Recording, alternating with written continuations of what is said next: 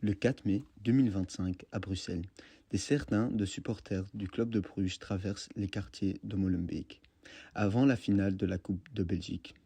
Mais ce n'est pas une balade de supporters en fait. Ils attaquent des habitants dans la rue, ils vandalisent des commerces et insultent des passants, à cause de leurs origines. 80 blessés et 63 arrestations.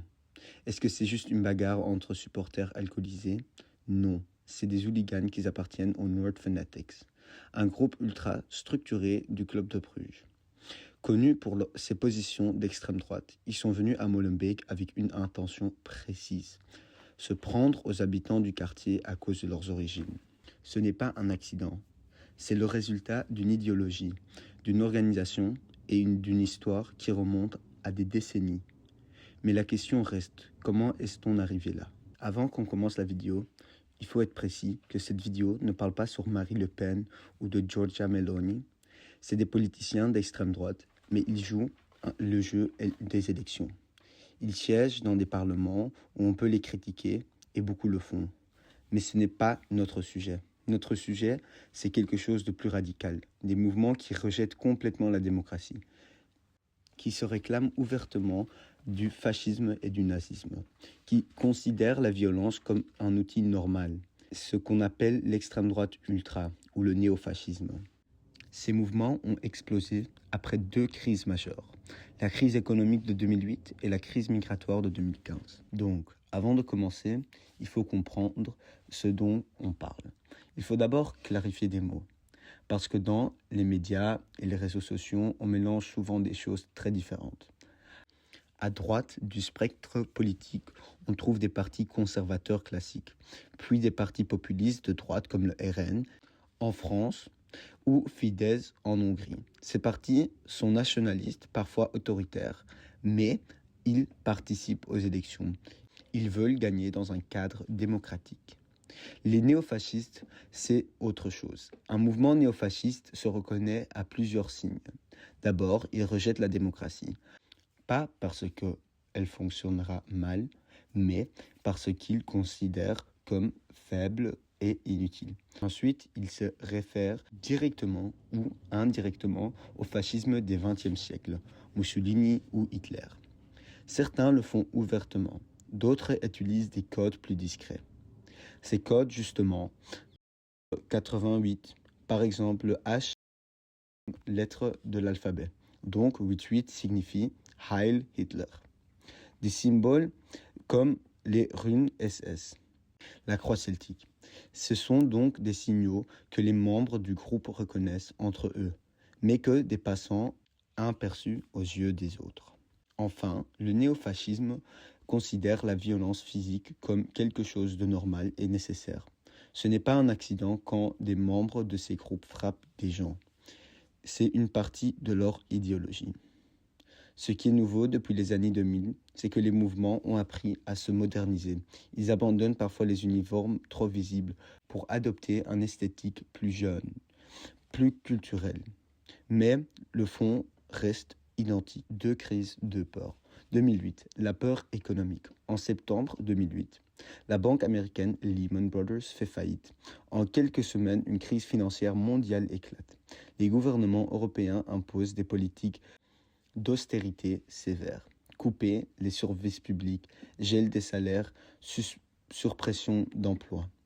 Les conséquences sont dramatiques, surtout pour les jeunes. En Grèce, le chômage des jeunes dépasse les 60% en 2013. En Espagne, 55%. En Italie, plus de 40%. Ce ne sont pas juste des chiffres, c'est une génération entière sans avenir visible. Et les partis politiques ont géré cette catastrophe. Socialistes, libéraux, chrétiens-démocrates sont perçus comme directement responsables. Dans ce contexte, la dissolution totale, les mouvements néofascistes ont une réponse simple, émotionnelle et fausse. Ce n'est pas la faute du système économique, c'est la faute des étrangers, des élites cosmopolites et des minorités. Ce mécanisme n'est pas nouveau, c'est exactement ce que faisait Hitler après la crise de 1929, désigner un ennemi simple à la place d'une réalité complexe. 2015, la peur culturelle. Mais si 2008 a fourni l'hétéro économique, C'est 2015 qui a vraiment propulsé ces mouvements dans l'espace public. En quelques mois, plus d'1 million de personnes syriennes fuient la guerre civile. Afghans, Irakiens arrivent en Europe. Les images de côtes grecques, des camps bondés, des frontières fermées envahissent les écrans. Pour les mouvements néofascistes, c'est un cadeau politique. Ils ne parlent plus seulement du chômage. Ils parlent désormais du grand remplacement, de la fin de l'Europe blanche et chrétienne. Une rhétorique qui touche bien au-delà de leur base habituelle. La peur économique et la peur culturelle en 2015 se combinent. Et elles forment un carburant parfait pour les mouvements qu'on va étudier maintenant. Les mouvements néofascistes en Europe. La Grèce, Aubadore.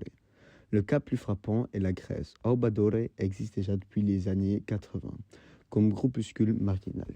Moins de 0,5% aux élections. Puis la crise économique frappe la Grèce. En 2012, ils obtiennent 7% et entrent au Parlement. Pour la première fois depuis la chute des colonels en 1974, une partie ouvertement néo-nazie siège dans l'Assemblée démocratique européenne. Ce n'est pas une partie ordinaire. Ses membres organisent des patrouilles armées dans les rues d'Athènes. Ils attaquent des migrants, des opposants et des journalistes. En 2013, l'un de leurs membres assassine le rappeur antifasciste Pavlos Vissais dans la rue. Ce meurtre déclenche un procès qui durera 7 ans. En 2020, des dirigeants d'Aubadore sont condamnés pour la direction d'organisations criminelles. C'est une victoire judiciaire, mais leurs anciens membres se représentent immédiatement sous d'autres étiquettes. L'Italie, Casa Pound. En Italie, Casa Pound ne cache rien. Ils se revendiquent ouvertement fascistes, mais leur stratégie d'abord est culturelle. Après 2008, ils s'occupent des immeubles abandonnés pour loger les familles en difficulté. Mais uniquement des familles italiennes. Ils organisent des concerts, des tournois sportifs, des activités de quartier. Les messages, toujours le même. Nous nous occupons de nôtres. Les Italiens d'abord. C'est une réponse concrète à la précarité, mais une réponse qui fonctionne en excluant les autres. L'information et les réseaux sociaux. Si 2008 et 2015 ont fourni le terreau, les réseaux sociaux ont fourni l'engrais. Sans comprendre cette dimension numérique, on ne peut pas vraiment comprendre comment le néofascisme ultra a gagné l'influence ces dernières années. Comment ça fonctionne? Tout commence souvent sur des plateformes grand public, YouTube, TikTok, Instagram. Des vidéos apparence anodine, critiquent l'immigration, moquent les élites, jouent sur l'humour cynique. Rien de choquant au premier regard, mais l'algorithme de ces plateformes fonctionne d'une façon précise. Il vous propose un contenu de plus en plus similaire à ce que vous regardez, en favorisant ce qui génère de la réaction émotionnelle, la colère, la peur. Progressivement, quelqu'un qui regarde des vidéos modérément provocatrices se retrouve exposé à des contenus de plus en plus radicaux, sans même s'en rendre compte. C'est que les chercheurs appellent le funnel de la radicalisation. Un trou noir qui vous aspire vers des idées de plus en plus extrêmes. Ensuite viennent les plateformes moins régulières. Telegram, Discord, des forums anonymes. C'est là que les idéologies se radicalisent complètement, sans aucune modération. La désinformation comme arme. Ces mouvements ont compris très tôt que la désinformation n'est pas un accident, c'est une stratégie délibérée. L'objectif n'est pas toujours de convaincre les gens qu'un mensonge précis est vrai. Parfois, le but est plus subtil, inonder l'espace public tellement d'informations contradictoires que les gens ne savent plus quoi croire. Si tout le monde ment, si tous les médias sont corrompus, si toutes les vérités se valent, alors les gens viennent uniquement à leurs émotions et à leurs instincts. Et les néofascistes sont très forts pour manipuler les émotions. Des fausses statistiques sur la criminalité des migrants, des photos truquées, des théories du complot sur les élites. Tout ça circule très vite sur les réseaux, partagé et amplifié par des milliers de personnes. Fascisme dans le hooliganisme. On revient à Molenbeek. On revient au 4 mai 2025 pour vraiment comprendre qu'est-ce qui se passe ce jour-là. Il faut comprendre de l'intérieur comment fonctionnent ces groupes. Dans les stades, l'ultra, l'hooligan, le néofasciste. Trois choses différentes. Un ultra est un supporter passionné qui organise l'ambiance en tribune. Tifo, chants, fumigène. Culture née en Italie dans les années 60-70. En soi, rien de politique. Un hooligan est orienté vers la violence, avec des autres groupes, avec la police. Sous-culture née en Angleterre dans les années 70. Un groupuscule néofasciste utilise le cadre ultra ou hooligan comme couverture et comme terrain de recrutement. Les stades lui offrent une visibilité, une base sociale et une protection. Ce qui est important à comprendre, c'est que depuis 2008, ces trois catégories se mélangent de plus en plus. Des groupes ultras se radicalisent, des hooligans rejoignent des réseaux néofascistes et des militants politiques infiltrent délibérément des tribunes pour recruter des nouveaux membres. Comment recrutent-ils ? Le recrutement ne ressemble pas à ce qu'on imagine. Il n'y a pas de raison formelle ni de discours idéologique. C'est beaucoup plus subtil. Tout commence dans la tribu. Un jeune de 16 à 17 ans, souvent d'un quartier populaire et frappé par le chômage, rejoint un groupe ultra parce qu'il cherche quelque chose de simple. Appartenir à quelque chose, une identité, une famille, un endroit où il compte. On lui offre exactement ça, une fraternité solide, des codes partagés, un sentiment de puissance collective. Les chants, les tifos, les fumigènes créent une expérience émotionnelle intense qui soude le groupe. Au début, il n'est pas encore question de politique. C'est seulement après, parfois des mois, parfois des années, que l'idéologie rentre dans le jeu. De façon très progressive, des blagues sur les immigrés, des références historiques ambiguës, des symboles discrètement sur les vêtements, un discours sur la fierté nationale, la défense du quartier, les vrais ennemis du peuple. C'est le même mécanisme que de toute radicalisation. On commence par créer un lien affectif et fort, une dépendance sociale, et ensuite on déplace progressivement les frontières de ce qui est acceptable. Le cas de les tribunes. Les Uridus ciblés de la Lazio. La Lazio Rome est un exemple plus documenté en Europe. Les Uridus ciblés contrôlent la Curva Nord depuis les années 80, avec une idéologie néofasciste affichée. Selon sociologue Sébastien Louis, les militants réellement actifs politiquement au sein des Uridus ciblés sont en dizaines, à peine une centaine. Mais leur influence sur la tribune est totale. Les incendies sont innombrables. Lors d'un derby en 1989-1999, les Uridus ciblés redéploient une banderole de 50 mètres, lisant « Auschwitz est ta ville, tes fours sont ta maison ». Référence directe au camp d'extermination des nazis, en plein stade, devant 60 000 personnes. En 2017, ils affichent des autocollants représentant Anna Frank avec un maillot de la Rome, club rival. En 2009, ils déploient une banderole « Honneur à Benito Mussolini », à l'endroit précis où son cadavre avait été explosé en 1945, la veille de la journée de la libération. Et derrière les tribunes, le chef historique des Uridus ciblés, maintenant en double vie, il dirigeait les chants le dimanche et gérait en parallèle un réseau criminel lié à la Camorra napolitane, un trafic de drogue, d'armes. Serbie, les Diele de l'Étoile Rouge. En Serbie, le lien entre le foot et la politique va encore plus loin. Les Delje, un groupe ultra de l'Étoile Rouge de Belgrade, ont une histoire directe liée aux guerres des Balkans. Dans les années 90, certains rejoignent des milices serbes, responsables des massacres ethniques en Bosnie et en Croatie. Leur chef, Ivan Bagdanov, a des tatouages du mouvement radical 13 089, un groupuscule cléricalo-fasciste, dont les autocollants couvrent les rues autour du stade.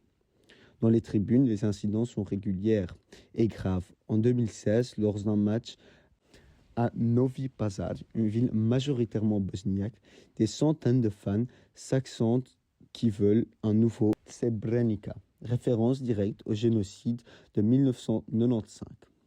En 2017, des banderoles sont déployées en hommage de Ratko Mladic, condamnés à La Haye à la prison à perpétuer pour génocide et crimes contre l'humanité. Ce ne sont pas des dérapages isolés.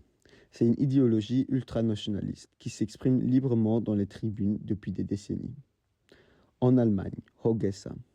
En octobre 2014, à Cologne, la manifestation Hogesa Hooligans contre le salafisme réunit 4000 personnes. Hooligans et néo-nazis défilent côte à côte dans les rues. C'est la première grande démonstration publique que ces deux milieux peuvent s'allier ouvertement. Officiellement, c'est une manifestation contre l'islam.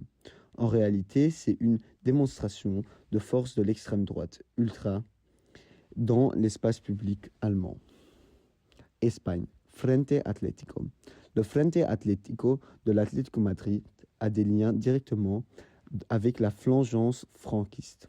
Depuis sa fondation dans les années 80, en 2014, un supporter du Deportivo La Coruña est tué lors d'un affrontement avec des membres du groupe, officiellement dissous en 2013. Mais ses membres continuent sous d'autres noms. On revient à Bruxelles. Les Noord Fanatics 13 du club de Bruges ne sont pas juste des supporters violents. C'est un groupe ultra structuré avec une idéologie d'extrême droite claire. Le 4 mai 2025, ils utilisent la finale de la Coupe de Belgique comme prétexte pour mener des actions racistes organisées dans un quartier majoritairement immigré. Mon père a voulu fermer le volet, mais malheureusement ils ont retenu le volet. Ils ont essayé de frapper mon père, j'ai essayé d'intervenir histoire de le protéger, mais ils nous ont frappés tous les deux. Comme vous pouvez le voir, il y a des bonbonnes ici, on m'a jeté des bonbonnes à la tête, et j'ai ramassé des coups de pied, des coups de poing, vraiment de tout. J'ai vraiment tout reçu sur mon visage. On a voulu ma mort, quoi. C'était vraiment très violent. C'est exactement le mécanisme qu'on vient de y écrire. Stade comme base, Telegram comme outil de coordination et des violences dans les rues comme aboutissement. Maintenant, je vais vous montrer des extraits d'une vidéo réalisée par Street Press où on peut voir mieux ce qui se passe dans les tribunes. Les violents ont leurs propres locaux et leurs militants terrorisent et agressent la population. Certains supporters de l'Olympique lyonnais sont marqués à l'extrême droite. Ces dernières années, ils ont été impliqués dans plusieurs actes de haine. Je parle d'agressions racistes, de bagarres, de cris de singe et de saluts nazis. Et à l'extérieur, c'était pire parce que là, c'était vraiment le lâcher prise total. Il y avait beaucoup d'alcool. Dès qu'en bus, on croisait des voitures avec des personnes noires ou arabes, c'est des cris de singe, des saluts nazis à gogo parce qu'à domicile, il n'y en avait pas beaucoup. Résistance ou problème. Face à la montée du néofascisme, un contre-mouvement s'est développé et renforcé depuis 2008. Antifa. Mais ce mouvement est lui-même au cœur d'un débat sérieux. Les origines. Antifa n'est pas une invention récente. Le mouvement antifasciste organisé est né dans l'Allemagne des années 1920-1930, comme réponse directe à la montée des troupes d'assaut nazis. Il renaît dans les années 70 et 80 face aux skinheads néo-nazis, puis connaît un mouvement soufflé après 2008 et 2015. Point essentiel. Antifa n'est pas une organisation. Pas de siège social, pas de membres officiels, pas une hiérarchie. C'est un mouvement décentralisé des groupes locaux qui partagent la même idéologie antifasciste, sans aucune coordination centrale. Deux lectures opposées. D'un côté, les défenseurs font valoir que, face au fascisme, l'histoire a montré que la pacificité ne fonctionne pas, que les institutions démocratiques ont souvent été trop lentes, que bloquer physiquement un rassemblement néo-nazi, c'est protéger des communes vulnérables d'une menace réelle. De l'autre critique, y compris dans la gauche démocratique, souligne que les violences par des groupes non étatique et dangereuse dans une démocratie. Que définir qui est fasciste peut dériver et que tactiquement, cela peut alimenter une rhétorique de deux extrêmes équivalents. Le paradoxe central. Et c'est là le point le plus important. Chaque fois qu'un antifa utilise la violence, même contre des cibles clairement néofascistes. L'extrême droite ultra en tire profit. Elle se présente immédiatement comme victime. Elle diffuse sur les réseaux sociaux des narratifs des deux extrêmes dangereux. L'idée que l'extrême gauche et l'extrême droite sont aussi menaçants l'un que l'autre. Cette narrative est très efficace. Elle attire des sympathisants qui ne reconnaissent pas dans le néofascisme ouvert, mais qui s'indigent des violences antifa. L'extrême droite ultra se nourrit donc des partis de résistance qu'elle génère. Antifa dans le football. Dans les stades, certains clubs sont devenus le symbole du football antifasciste. Le FC St. Pauli à Hambourg, dont les supporters se revendiquent explicitement antifascistes depuis les années 80. L'AS Livorno, en Italie, dans une ville ouvrière historiquement à gauche. En France, certains groupes du virage sud de l'OM. Et en Belgique, le Standard de Liège, dont le célèbre tifo représentant Che Guevara est l'un des symboles les plus connus du football antifasciste européen. Dans une ville ouvrière liégeoise avec une forte tradition de gauche. Ces clubs montrent que le football peut aussi être un espace de résistance, pas uniquement de recruter pour l'extrême droite. Les réponses des institutions. Face à tout cela, les institutions ont réagi avec des résultats mitigés. En Grèce, le procès Laobadoure a duré 7 ans. En 2022, ses dirigeants ont condamné pour l'organisation criminelle. Victoire importante, mais leurs anciens membres représentent immédiatement sous d'autres noms. En Espagne, la dissolution du Frente Atlético n'a pas fait disparaître ses membres. L'UEFA a renforcé ses règlements contre le racisme et le fascisme. Des clubs ont déjà été sanctionnés, mais les groupes s'adaptent. Ils changent de symbole, utilisent des codes moins visibles, basculent sur Telegram. Le problème de fond reste entier. On peut interdire un groupe condamné ses dirigeants, mais on ne peut pas interdire une idéologie. Tant que les causes qui alimentent la radicalisation, la précarité, la peur, les sentiments d'être abandonnés ne sont pas traités, des mouvements émergents. Conclusion. 2 chocs ont structuré le néofascisme ultra-contemporain. La crise de 2008 a créé une peur économique. La peur de perdre son emploi, son logement, sa place dans la société. La crise migratoire de 2015 a créé une peur culturelle. La peur de perdre son identité, son quartier, son pays tel qu'on se l'imaginait. Ces 2 peurs combinées ont donné au mouvement néofasciste un carburant que n'avaient pas leurs précédents des années 80.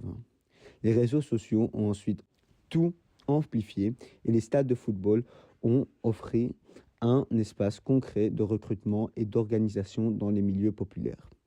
Mais il y a quelque chose d'encore plus intéressant à observer. Et ça concerne notre propre pays. La Belgique francophone est l'une des seules régions en Europe où l'extrême droite n'existe pratiquement pas, comme force électorale. Pendant que le Vlaams-Belang explose en Flandre et que le RN domine la France, la Wallonie reste imperméable à ce phénomène. Une explication tient à la règle médiatique radicale maintenue depuis des décennies. Aucun média francophone belge n'interviewe, ne donne pas parole, ne met pas en scène les représentants de l'extrême droite. Un cordon sanitaire médiatique total. C'est une politique qui soulève des questions légitimes sur la liberté d'expression. Mais les résultats parlent d'eux-mêmes. En privant l'extrême droite d'oxygène médiatique, la société francophone belge semble avoir réussi là où beaucoup de ses voisins ont échoué.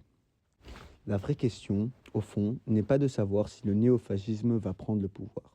La vraie question est de savoir si nos démocraties sont capables d'offrir des vraies réponses à la précarité, à la dissolution et à la peur, avant que des autres le fassent à leur place.